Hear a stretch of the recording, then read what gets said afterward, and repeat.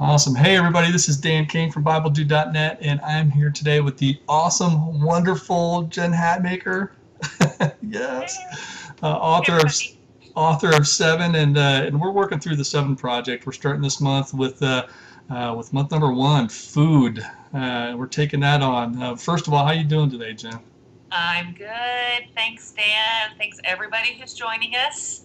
And this project on this read along, I think this is going to be really exciting to get to process this together. So, yay, you for organizing it, Dan, and thank you for everyone who's joining us. Awesome. It's my pleasure. And just as excited as I am, I'm kind of scared with the first food challenge. I know you've gone through it and you share a lot of what your struggles and stuff were in the book. But what can you tell us about what do you think the hardest thing was, the most difficult thing for you focusing on food, especially on the Yeah. first month like that? At the close of that month, I was just praying and really identified with Jesus. I kind of understand why at the beginning of his public ministry, it was inaugurated with a 40-day food fast. Mm, I can see why that was the genesis, really of his just missional poured out life. And for me, having food as the first month was super challenging because number one, it was the beginning of the project. And so we found by the end of it, we had really developed a rhythm to fasting, and we had better mastery over our emotions, and we were developing control over our impulses. But at the beginning, but it was just a brand new discipline, and so it was harder just because we were so out of practice. But food also, it's just so constant. I mean, it's every bite you take, every meal, and so I found it really the most difficult as I was in community. So, Jen, can you join us for this lunch? Or I was traveling for a conference, or I had to be out in public. When I was home in my kitchen with my food, it was easy. Everything else right. was difficult. I literally pulled a sweet potato out of my purse one time at a group meeting. And so, you have to really think ahead. You have to plan ahead. And for me, I found having some things made in advance made it a lot easier for me, Right. that I could just pull out ready to go. But just that constancy of thinking about food 3 or 4 or 5 times a day was really challenging, but in a good way. Yeah, that's awesome. That's really cool. And I love a good challenge. And I know, additionally, in the overcoming challenges like that and stuff like that too, there's some other great things experiences that you got out of this too. What's one thing that you can probably say quickly too that would be one of the best things that you feel like you got out of doing the food challenge like this? Mm. I feel like at the end of Food Month, my heart was ready. My heart was ready for seven. My heart was ready for the rest of seven because Mm, honestly, we tackled subjects that were much graver, for me at least, later in the project than food. Later, we were coming up on spending. mm, Ouch. We were coming up on media. Do not get me started. And some areas that were so challenging. And so food, like as opposed to clothes, where with clothes month, I put on my outfit at the beginning of the day and that was it. I didn't think about it the rest of the day. But with food, having constantly putting myself in the frame of mind of fasting and of reducing it, being deliberate and intentional, truly rendered my heart, I think, ready for God's movement. It started creating that space and just rendering just my spirit towards Jesus. And so I was really, really grateful for that, not to mention the fact that I felt really great. mm. We were real careful about the foods we chose, whole foods, healthy foods, lots of vegetables and fruit mainly.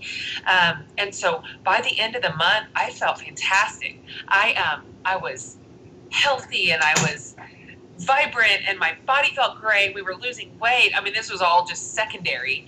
Right. But it was interesting that when we treat our bodies the way God told us to with health and nutrition, we really do operate optimally. So I felt super at the close of Food Month. That's really awesome.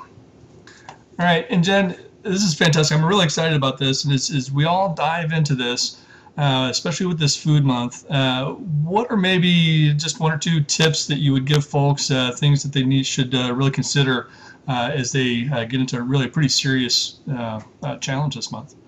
Great question. Couple things. First of all, please choose your 7 foods carefully if you're going to do exactly the same way I did. And this is a good time to say this is not a template. Right. So you may be doing a version of the project, or you're tweaking it somehow to fit your life. So that's fabulous. Really, I think it's all just a means to a similar end. So definitely not a program here. But if you're choosing 7 foods like I did, just choose them wisely. This is going to be your entire intake, for the entire month. And so you want to make sure that you're picking things that are very balanced and very healthy. One of my girlfriends did a similar food fast, and she didn't pick her items quite right. She was really deficient in a couple of nutrients. Her hair started falling out in clumps. Oh, no. So I don't want that for you, reader. I want your hair on your head. So make sure that you really have a balanced diet. We did a lot of research on that to make sure we had chosen well. And secondly, I do want to tell you this. The scope of this project, definitely month 1, but honestly, months all are so labor intensive sometimes, and sometimes emotionally challenging.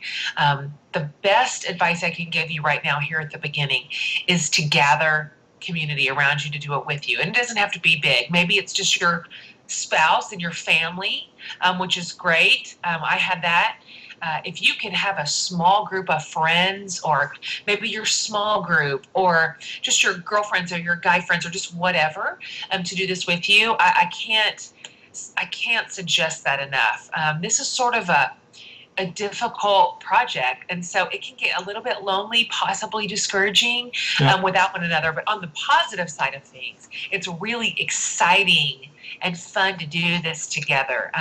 Later on in the book and in the project, there's some stuff that really I couldn't have even pulled off by myself, that I needed my friends.